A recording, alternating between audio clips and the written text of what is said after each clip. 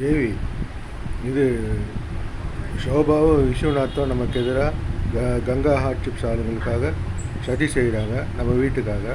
அது வந்து கல்யாண விஷயத்தில் கூட அவங்க வந்துட்டு கேம் ஆடி இருக்கிறாங்க. இது அதுக்கு முன்னாடியே நம்மக்கிட்ட கோகிலா பிறக்கிறப்போ இல்லை அதுக்கு முன்னாடி ஒட்டிகிட்டு இருந்திருக்காங்க. அடிக்கடி வீட்டுக்கு வந்தால் அவங்க வீட்டு ஃபங்க்ஷனுக்கு கூப்பிடுவாங்க, நம்ம வீட்டு ஃபங்க்ஷனுக்கு வருவாங்க. திடீர்னு கல்யாணம் முடித்து கொஞ்ச நாள் ஆடி மாதம் கழித்து முத்துமாரி அம்மன் கோயில் அம்மாவும் அந்த ஏதோ அந்த ஏதோ ஒரு பேர் வேதவஞ்சரியும் எனக்கு கட்டி வச்சு டைவர்ஸ் வச்சுல அந்த பொண்ணும் பொங்கல் வச்சுட்டு இருக்கப்போ நேரம் அந்த பொண்ணுக்கிட்ட போய் விஸ்வநாத் போய் பேசியிருப்பான்.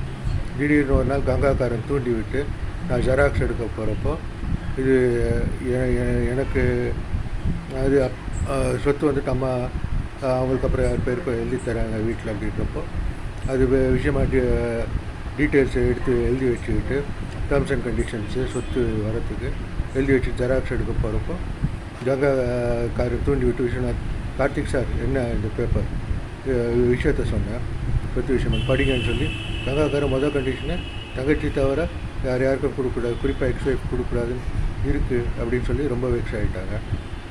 அதுக்கப்புறம் கடைக்கு போகிறப்போ கேட்பாங்க இது வீடு விஷயமா. ஒரு நாள் உங்கள் அம்மா அப்பா கிட்டேருந்து இந்த வீடை வாங்கி எக்ஸ்வைஃப் கிட்ட கொடுக்கணும்னு சொல்லி கங்காக்காரனே ஒரு நாள் என்கிட்ட சொன்னான். இந்த விஷயத்தில் ரொம்ப கேர்ஃபுல்லாக இருங்க. அதே மாதிரி நமக்கு எதிராக சதி பண்ணாங்க.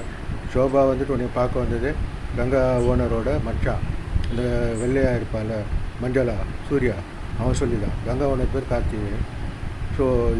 நம்ம இடத்துல நம்ம கடை வைக்கணும்னு ஒரு ஐடியா இருக்காங்க.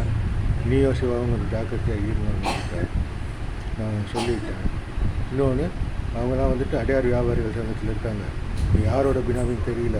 போலீஸ்லாம் கங்கா ஹோட்டலில் வந்து ஒன்றும் இல்லை, நீ வேற அப்படி வந்து சாப்பிட்டுக்கிட்டு இருக்கோம். சாப்பிட்டுட்டு அவ்வளோ நேரம் வந்து சாப்பிடுவாங்க, ஸ்நாக்ஸும் வாங்கிப்பாங்க.